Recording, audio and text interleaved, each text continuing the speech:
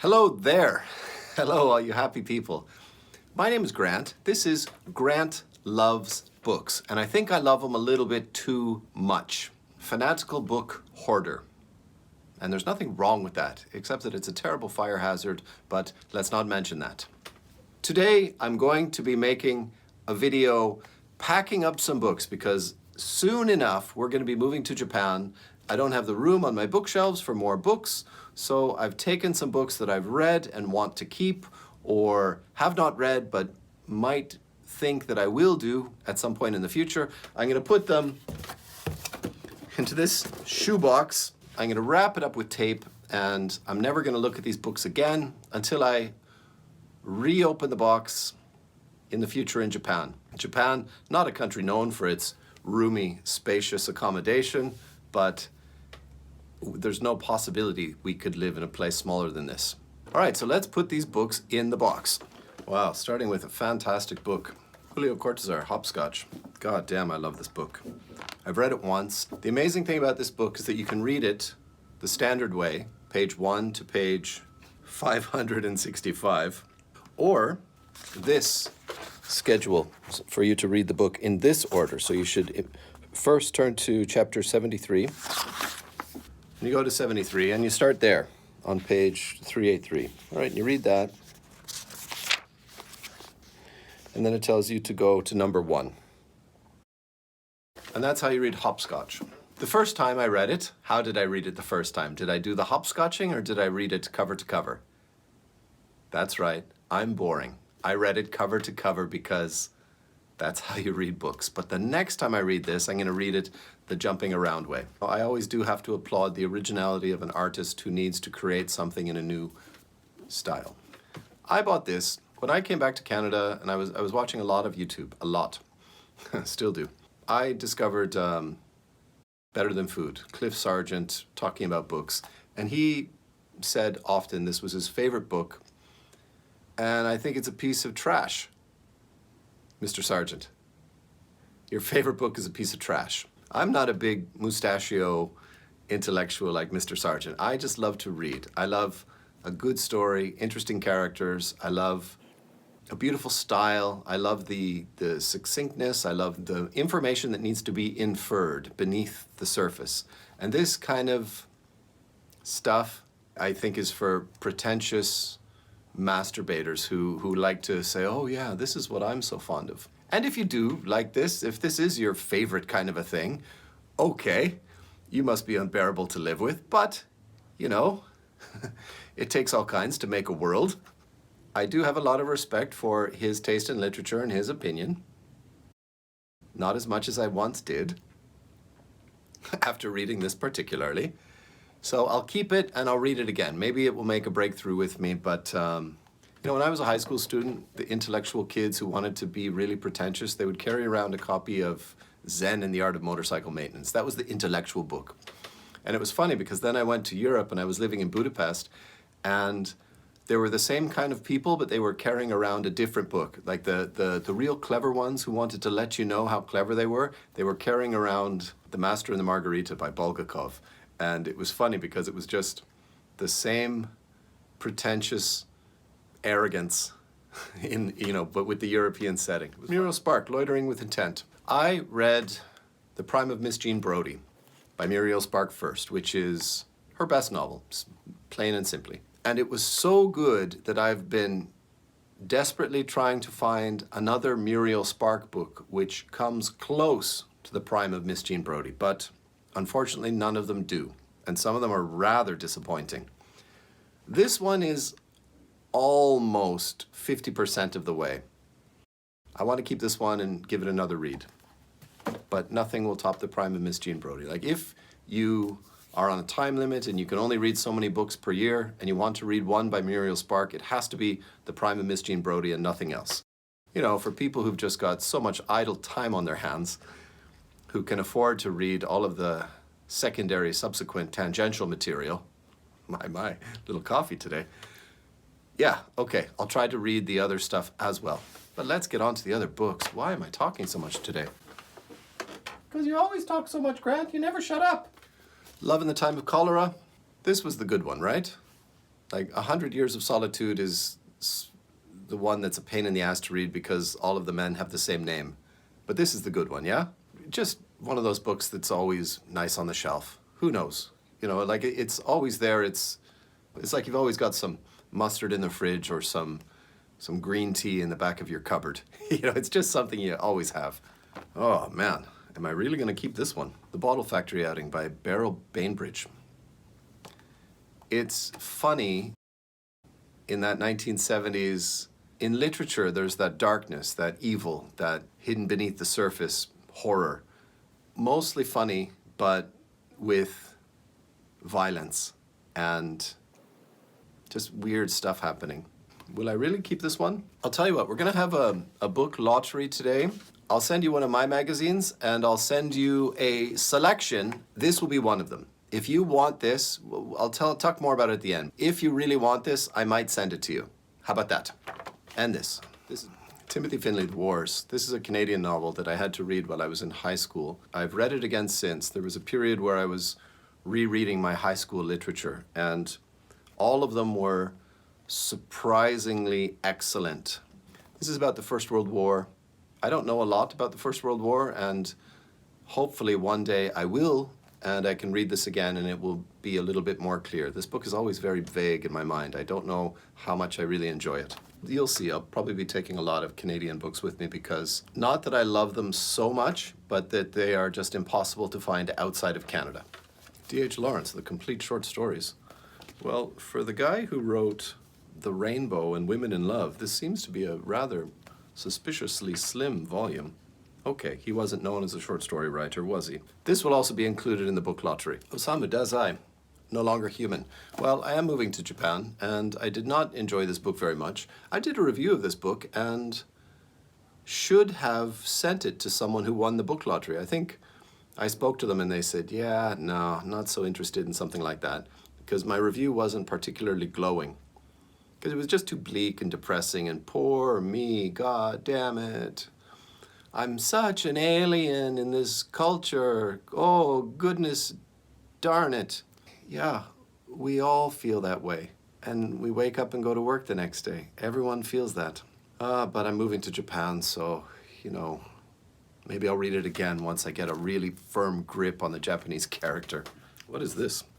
This is some kind of a miracle that I'm holding this book in my hands, because to my memory, which is faulty, I don't think I've ever seen this book before in my life. I must have, because it's here. Sandra Birdsell, Night Travelers.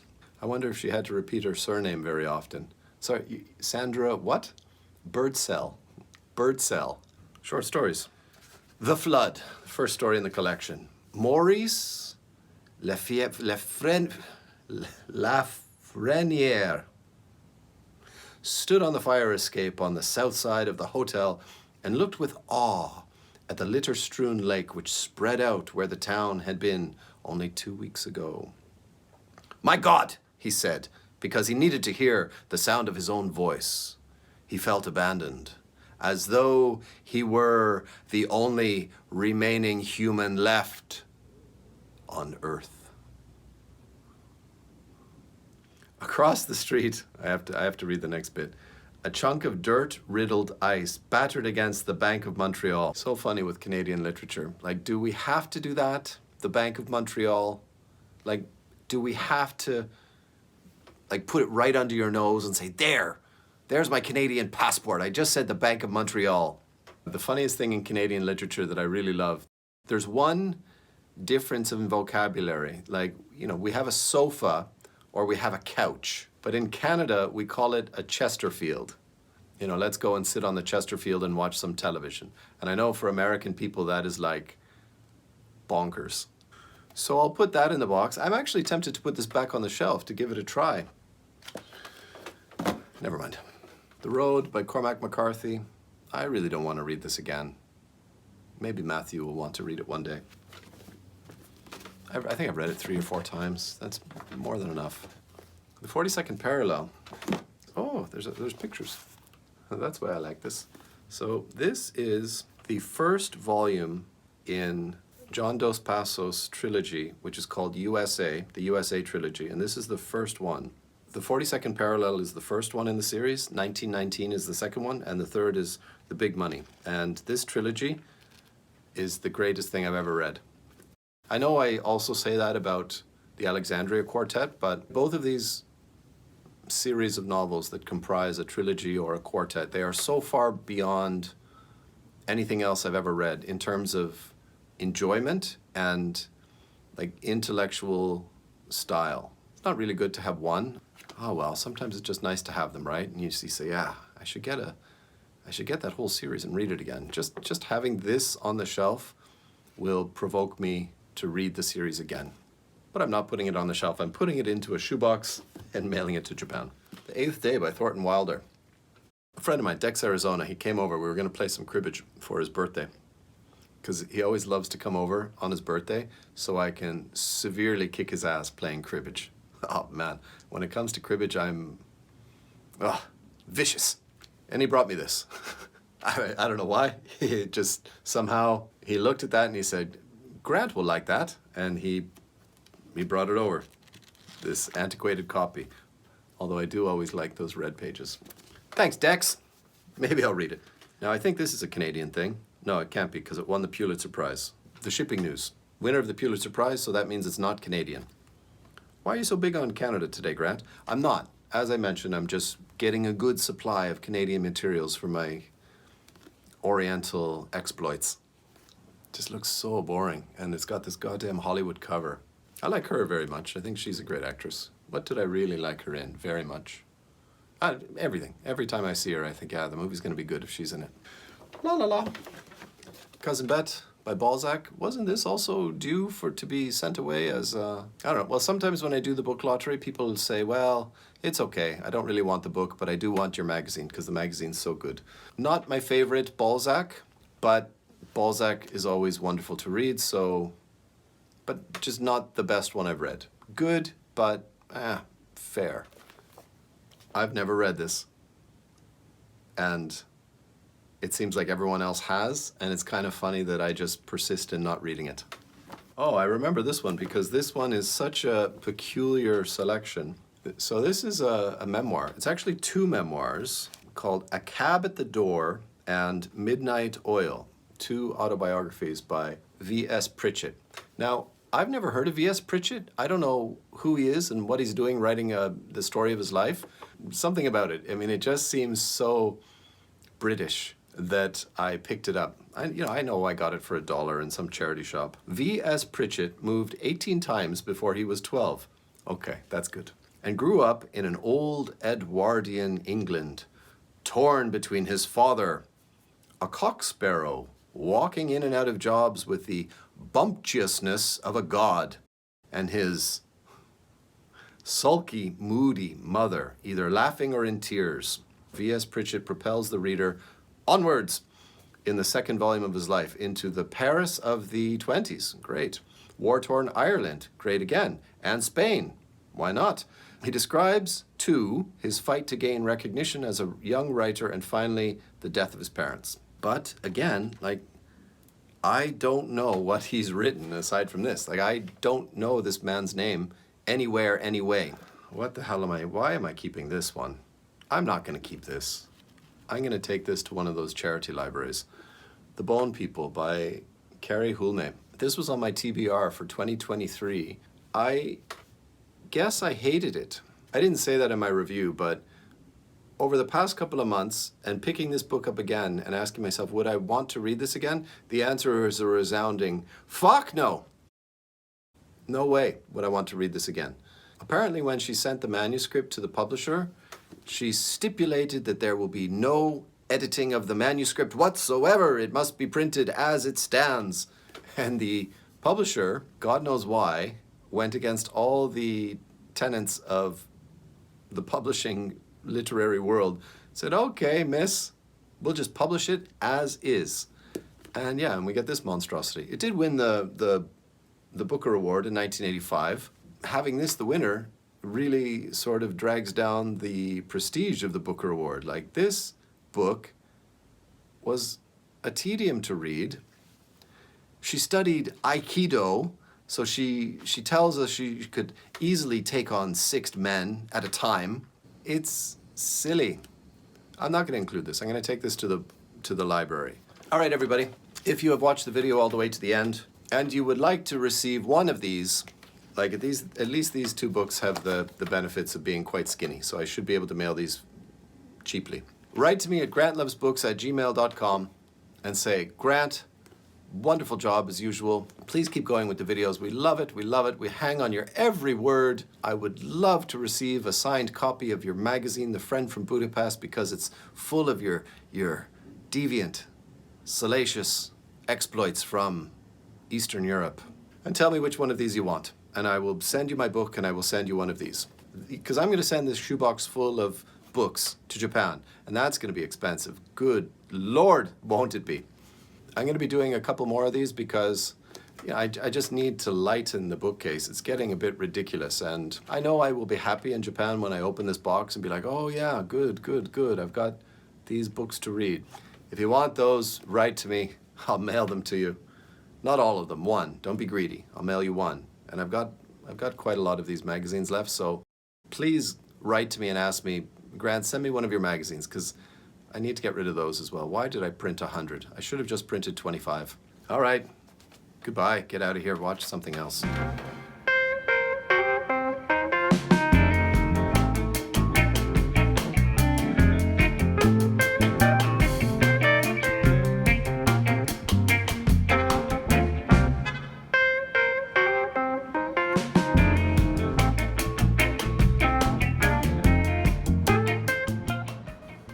I was wondering if I should not buy a 3rd bookcase, but that was immediately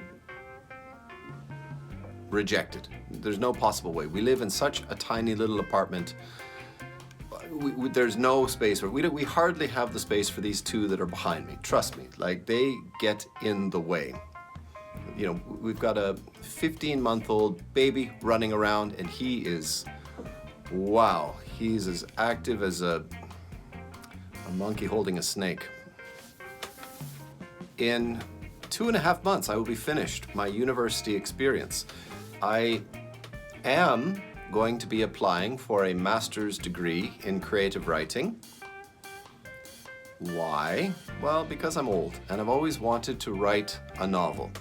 But the age I am now, with an infant running around at home that needs a lot of attention and long-suffering, moderately patient wife who also needs my assistance, I thought a master's degree in creative writing would be 2 years, write a novel. If it's good, okay. If it's not good, well, you've really got to come to a point in your life where you just say, all right, that dream is dead. You can't hold on. You know, like I'm not going to be like a Jose Saramago. You know, he wrote his first novel when he was 70 years old. God damn, what a rambling son of a bitch I am. Just blah, blah, blah. Relaxed fit with memory foam from Skechers. Roomier fit memory foam footbed. Instant comfort. There you go. They don't give me any money.